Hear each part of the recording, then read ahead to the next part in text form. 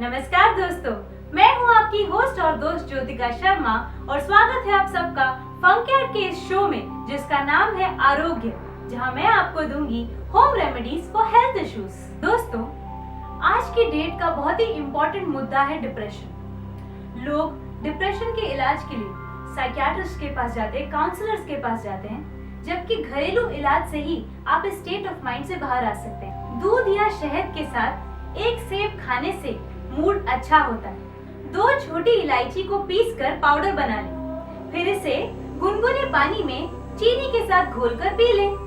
1 मुट्ठी fresh rose petals को पानी में डालकर उबाल लें। डिप्रेशन महसूस होने पर इसमें चीनी डालकर इसे पी लें।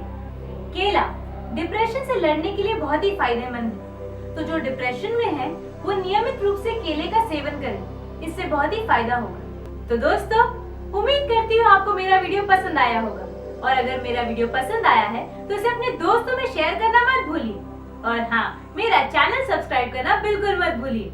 मेरे अगले वीडियो का वेट कीजिए। तब तक stay happy, stay blessed, stay beautiful.